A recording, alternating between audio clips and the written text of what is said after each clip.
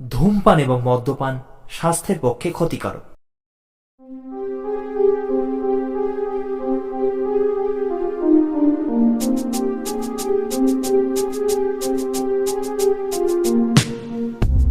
সত্যজিৎ রায়ের লেখা তারিণী খুড়োর গল্প নিয়ে আমাদের একটি বিশেষ নিবেদন, স্টোরি স্টেশন তারিণী খুড়ো স্পেশাল।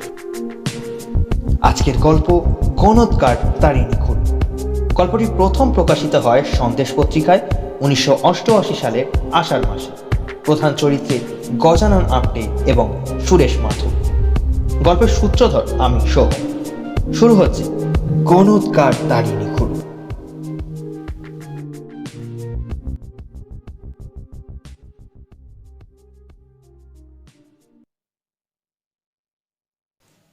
তারিণী খুড়োর এক ভাইপো এক চা কোম্পানিতে ভালো কাজ করে। সে খুড়োকে একটি স্পেশাল কোয়ালিটির চা দিয়েছে। খুড়ো টিনটা আমার হাতে চালান দিয়ে বললেন, এটা খোলবার ব্যবস্থা কর। আজ তোদের চা না খেয়ে এইটাই খাবো। বৈশাখ মাসের এক রবিবারের সন্ধে। দুপুরের দিকে কাল বৈশাখী হয়ে গেছে। এখন সব শান্ত। আমাদের ঘরে খুড়ো শ্রোতারা সব জমায়েত হয়েছে। তার মধ্যে অবশ্য ন্যাপলাও আছে। ন্যাপলা বলল, ভূতের গল্প অনেক হয়েছে খুড়ো, আজ একটা অন্য কিছু হোক না। আপনি একবার বলেছিলেন আপনি কিছুদিন গণৎকারী করেছিলেন, তখন একটা আশ্চর্য ঘটনা হয়। সে গল্প কিন্তু আজও অবধি শোনা হয়নি। ও, সে গল্প বলিনি বুঝি? আমরা সবাই একসঙ্গে না বললাম। খুড়ো বললেন, আগে ওই নতুন চাটায় একটা চুমুক দিয়ে নি। কাপে ঠোঁট ঠেকাতে না পারলে গল্প খোলে না। 5 মিনিটের মধ্যেই চা এসে গেল, ভুরভুরে সুগন্ধ। খুড়ো এই গরম চাতেই চুমুক দিয়ে বললেন, বাহ, হাসা চা। তারপর একটা এক্সপোর্ট কোয়ালিটির বিড়ি ধরিয়ে নিয়ে গল্প আরম্ভ করলেন। ঘটনাটা ঘটে নাগপুরে। আমি বোম্বাই গেছিলাম যদি ফিল্মে কিছু কাজ পাওয়া যায়। তার মানে মনে করিস না যে আমার এই ফিল্মে অভিনয় করার ইচ্ছে ছিল, তা নয় মোটেই। আমি প্রোডাকশন ম্যানেজারের কাজটা তো ভালোই জানতাম। টালিগঞ্জে 2টো ছবিতে ওই কাজ করেছি, তাই সেই দিকেই চেষ্টা করছিলাম। একটা ছবিতে কাজ জুটেও গেল। আমি থাকি ভিলে পার্লেতে একটা দোতলা বাড়ির একতলায় একটা ছোট ফ্ল্যাট। পুরো দোতলাটা নিয়ে থাকেন বোম্বের এক বিখ্যাত জ্যোতিষী মুকুন্দ পটবর্ধন। দিশি মতে হাত দেখিয়ে হিসেবে তার খুব নাম ডাক। আমার প্রতিবেশী, তাই আমার সঙ্গে আলাপ হয়ে গেল। কেন জানি না ভদ্রলোকের আমাকে খুব ভালো লেগে গেল। বললেন, তোমাকে আমি পামিস্ট্রি শিখিয়ে দেব। যে কথা সেই কাজ। কাজের পর রাত্রিরে ভদ্রলোকের ঘরে বসে হস্তরেখা গণনা শিখতে আরম্ভ করলাম। অদ্ভুত সাবজেক্ট, নেশা ধরে গেল। 2 মাসের মধ্যে দেখি আমিও বেশ হাত দেখতে পারছি। স্টুডিওর কয়েকজনের হাত থেকে অতীত ভবিষ্যৎ বলে দিলাম। এক প্রডিউসারের ছবি হিট হবে সেটাও বলে দিলাম, আর ফলেও গেল। শেষটায় একটা সময় এলো যখন মনে হলো আমি নিজেই এ কাজ করে রোজগার করতে পারি। এক কাজে বেশি দিন টিকতে পারি না, সেটা তো তোদের বলেইছি। তাই ফিল্মের লাইন ছেড়ে পামিষ্টি ধরলাম। কিন্তু বোম্বেতে নয়। বোম্বেতে এ কাজে পটবর্ধন একচ্ছত্র অধিপতি। আমাকে অন্য জায়গা দেখতে হবে। ফলে চলে গেলুম নাগপুর। 5 পাগুলি অঞ্চলে রাস্তার উপর একটা ঘর নিয়ে দরজার পাশে নোটিশ লটকে দিলাম। এখানে সুলভে হস্তরেখা দেখে ভবিষ্যৎ গণনা করা হয়, বেঙ্গলের বিখ্যাত গণৎকার ইত্যাদি ইত্যাদি। দেখতে দেখতে পসার জমে উঠল। এরকম র্যাপিড সাকসেস হবে তা আশা করিনি। 1 বছরের মধ্যে একটা বড় ফ্ল্যাটে উঠে যেতে হলো, একটা বিএ পাস ছোকরা সেক্রেটারি রাখতে হলো, সারা ভারতবর্ষ থেকে হাতের ছাপ আসে, সেই ছাপ দেখে আমি ইংরেজিতে গণনা করি, সেক্রেটারি সেগুলো টাইপ করে যথাস্থানে পাঠিয়ে দেয়। বেশিরভাগ মক্কেলই হচ্ছে ব্যবসাদার, আর তাদের মধ্যে বেশিরভাগই মারোয়ারি। মাসে রোজগার তখন আমার প্রায় 3,000 টাকা, আর আমার বয়স তখন 32। তাহলে কতদিন আগেকার কথা বুঝতেই পারছিস। এর মধ্যে একদিন এক ভদ্রলোক এলেন, ফর্সা, একহারা চেহারা, চোখে চশমা, পরনে বিলিতি পোশাক, বয়স আন্দাজ 30। তিনি তার হাতটা দেখিয়ে বললেন, আমি শুধু একটা জিনিসই জানতে চাই, আমি একটা নতুন চাকরিতে জয়েন করছি, সে কাজটা ঠিক হচ্ছে না ভুল হচ্ছে? আমি তার হাতের রেখা দেখে বললাম, যা করতে যাচ্ছ করো, কারণ নতুন চাকরিতে তোমার উন্নতি হবে। Very good. এবার আমি আপনাকে একটা জিনিস দেখাতে চাই। আমি আগেই লক্ষ্য করেছিলাম যে ভদ্রলোকের কাঁধে একটা নকশাদার কাপড়ের ব্যাগ ঝুলছে। ভদ্রলোক তার মধ্যে থেকে একটা বেশ বড় খাম বার করে তার ভিতর থেকে এক শীট কাগজ টেনে বার করলেন। কাগজটা পুরনো, তা দেখলেই বোঝা যায়। সেই কাগজে রয়েছে কালো কালিতে একটা রেখা সমেত হাতের ছাপ। ভদ্রলোক সেটা আমার দিকে এগিয়ে দিলেন। কাগজের উপর দিকে ডান কোণায় একটা তারিখ লেখা রয়েছে, সেটা 15 বছর আগে। আমি জিজ্ঞেস করলাম, এটা কার হাতের ছাপ? আমার বাবার। একটা পুরনো বাক্স ঘাঁটতে ঘাঁটতে বেরিয়ে পড়ল। মনে হয় এটা উনি দিয়েছিলেন বোম্বের গণৎকার পটবর্ধনকে পাঠানোর জন্য, কিন্তু ঘটনাচক্রে সেটা আর হয়ে ওঠেনি। আমাকে কি এখন এই হস্তরেখা দেখে গণনা করতে হবে? হ্যাঁ, বিশেষ কয়েকটি তথ্য। আপনার বাবার বয়স তখন কত ছিল? 50। আমি হাতের রেখা বিচার করে একটা অদ্ভুত তথ্য আবিষ্কার করলাম। ভদ্রলোকের মৃত্যু হয়েছে 50 বছর বয়সে। সেটা আমি বললাম আমার মক্কেলকে। স্বাভাবিক মৃত্যু কি? আমি আবার ভালো করে দেখলাম ছাপটা, তারপর বললাম, রেখা স্পষ্ট বলছে অপঘাত মৃত্যু, স্বাভাবিক নয়। এ বিষয়ে আপনি নিশ্চিত? অ্যাবসলিউটলি, আমি জোর দিয়ে বললাম। তাহলে আপনাকে ঘটনাটা একটু খুলে বলি। আমার বাবার নাম ছিল প্রকাশচন্দ্র মাথুর। আমি বাবার একমাত্র সন্তান। আমার মা আমাকে জন্ম দিতে গিয়ে মারা যান।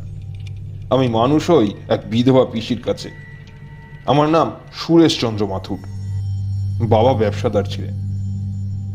বাবার একজন অংশীদারও ছিল, নাম গজানন আপটে। আজ থেকে 15 বছর আগে, আমার তখন 17 বছর বয়স, বাবা একটা বিশেষ কারণে খুব কষ্ট পান। বাবাকে এত বিচলিত হতে আমি কখনো দেখিনি।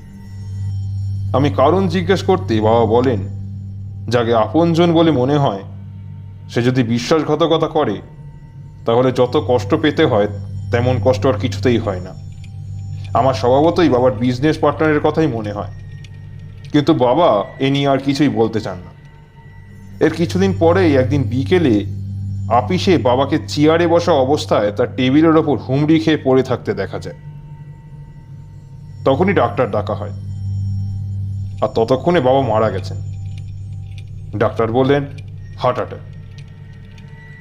আমার ইচ্ছে ছিল পুলিশ ডাকার, কারণ আমার সন্দেহ হয়েছিল বাবাকে হত্যা করা হয়েছে। বাবা তার অংশীদারের কীর্তি ধরে ফেলেছেন, তাই তাকে মেরে তার মুখ বন্ধ করা হয়েছে। কিন্তু আমার তখন মাত্র 17 বছর বয়স। আমার কথা কে শুনবে? আজ আপনার গণনায় জানতে পারছি যে আমার ধারণাই ঠিক ছিল, বাবাকে খুনই করা হয়েছিল। আমি বললাম, যাই হোক, যা হওয়ার হয়ে গেছে। এতদিন আগের খুনের ব্যাপারে আজকে তো আর তুমি কিছুই করতে পারবে না। সুরেশ মাথুর ধন্যবাদ দিয়ে আমার পারিশ্রমিক চুকিয়ে দিয়ে চলে গেল। এই ঘটনার প্রায় 6 মাস পরে একদিন হঠাৎ আমার কাছে এক মক্কেল এসে হাজির। বছর 60-62 বয়স, ঘি খাওয়া চেহারা। বললেন তিনি একজন ব্যবসাদার, একটা নতুন ব্যবসায় টাকা ঢালতে যাচ্ছেন। তার ফলাফল কি হবে সেটা জানতে চান। সামনে তার কোনো আর্থিক বিপর্যয় আছে কি? আমি জিজ্ঞেস করতে বললেন তার নাম গজানন আপতে। আমি তো শুনে অবাক। যাই হোক, মক্কেল যখন তখন তাকে অ্যাটেন্ড করতেই হবে। আমি তাকে আমার ফরাসে বসালাম। তারপর আমার একটা প্রশ্ন ছিল, সেটা করলাম। আপনার বয়স কত? 66। আমি হাতের রেখার দিকে মন দিলাম। দেখি যে নতুন ব্যবসা ফাঁদার কোনোই প্রশ্ন আসছে না। এই বছরই ভদ্রলোকের মৃত্যু, এবং সেটা অপঘাত মৃত্যু। সে কথা তো আর তাকে বলতে পারি না। বললাম, তোমার নতুন ব্যবসায় টাকা ঢেলে কোনো সুফল হবে না। তুমি যা করছো তাই করো। তুমি ঠিক বলছো। আমি অনেক ভেবেচিন্তে এই পন্থা স্থির করেছি। আমি ভদ্রলোককে আবার বারণ করলাম।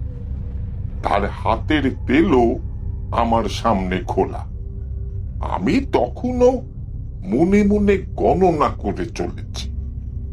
হঠাৎ একটা ব্যাপার দেখে আমি স্তম্ভিত হয়ে গেলাম। ভদ্রলোকের হাতে স্পষ্ট দেখা যাচ্ছে তিনি 15 বছর আগে একটা খুন করেছেন। সাংঘাতিক ফাঁড়া, কিন্তু সে ফাঁড়া তিনি কাটিয়ে উঠেছেন, সে কথাও হাতে রয়েছে। আমি অবশ্যই এ বিষয়ে আর কিছু বললাম না। ভদ্রলোক আমাকে টাকা দিয়ে আমার কাছ থেকে বিদায় নিয়ে চলে গেলেন। আমি আবার বলে দিলাম যে নতুন ব্যবসায় টাকা ঢেলে কোনো ভালো ফল হবে না। এর 7 দিন পরে সুরেশ মাথুর আবার এসে হাজির। আমি বললাম, কি ব্যাপার? মাথুরকে বিশেষভাবে উত্তেজিত বলে মনে হচ্ছিল। সে বলল যে সে এরই মধ্যে নাকি গজানন আপ্তের আপিসে গিয়েছিল। আপতে ছিলেন না, কিন্তু তার সেক্রেটারি ছিল। সেটা জেনে শুনেই নাকি মাথুর গিয়েছিল। সেক্রেটারি নাকি 20 বছর ধরেই ওই আপিসে চাকরি করছে। তার সঙ্গে কথা বলার দরকার ছিল মাথুরের। মাথুর তাকে তার বাপের মৃত্যুর কথা জিজ্ঞেস করে। সেক্রেটারি বলে তার ঘটনাটা পরিষ্কার মনে আছে। সে প্রকাশ মাথুরের বিশেষ অনুরক্ত ছিল। সে বলে বিকেলে কফি খাওয়ার পরই নাকি প্রকাশ মাথুর মারা যান। সেক্রেটারি সন্দেহ করেছিল যে কফিতে বিষ মেশানো হয়েছে, কিন্তু ডাক্তারের মুখের ওপর সে কোনো কথা বলতে পারেনি। তাহলে এখন তোমার কি মতলব? আমি সুরেশ মাথুরকে জিজ্ঞাসা করলাম। আমি বাবার মৃত্যুর প্রতিশোধ নেব, সে কি? কি করে? যে করেই হোক। আমি যে ইতিমধ্যে গজানন আপ্তের হাত দেখেছি আর জেনেছি যে তার আয়ু ফুরিয়ে এসেছে, সে বিষয়ে আর কিছু বললাম না। সুরেশ মাথুর প্রতিশোধের সংকল্প নিয়ে আমার অফিস থেকে বেরিয়ে গেল। এর 3 দিন পরে খবরটা খবরের কাগজে বেরোল। গজানন আপ্তে খুন হয়েছে। তিনি ইটওয়ারি রোডে থাকতেন। রোজ সন্ধ্যায় আপিসের বড় জুমা তালাওয়ের পাশে হাঁটতে যেতেন। সেই হাঁটা অবস্থায় পেছন থেকে কেউ এসে তাকে কোনো ভারী অস্ত্র দিয়ে মাথায় মেরে খুন করেছে। পুলিশ আততায়ীর অনুসন্ধান করছে। কিন্তু আমি তো সুরেশ মাথুরের হাত দেখেছি।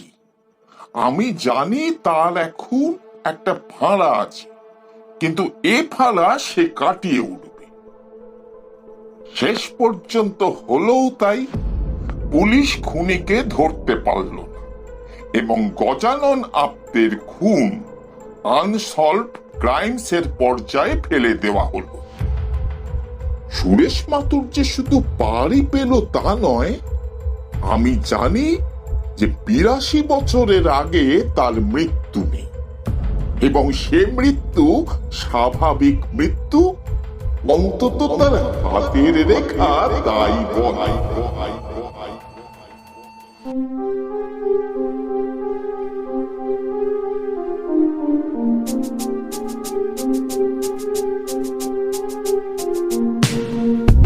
শুনছিলেন গণৎকার তারিণী খুড়ো, রচনা সত্যজিৎ রায়। তারিণী খুড়োর ভূমিকায় শ্রী দেবাশিস মিত্র, গজানন আপ্টে, সুরেশ মাথুর ও অন্যান্য চরিত্রে আমি Soham. Poster design, recording and editing S music studio. কেমন লাগলো আজকের অডিও স্টোরি? কমেন্ট করে আপনার মূল্যবান মতামত জানাতে কিন্তু ভুলবেন না। আর ভালো লাগলে অবশ্যই লাইক করুন অ্যান্ড সাবস্ক্রাইব করুন স্টোরি স্টেশনকে, এবং পাশে থাকা বেল আইকনটি ক্লিক করে নোটিফিকেশন অল করে দিন, যাতে একটিও audio story related update miss না হয়, এবং শেয়ারের মাধ্যমে আপনার বন্ধু বান্ধব এবং আত্মীয় স্বজনদের শোনার সুযোগ করে দিন। আগামী সপ্তাহে ঠিক একই সময় আরও একটি রোমাঞ্চকর গল্প নিয়ে হাজির হবে স্টোরি স্টেশন।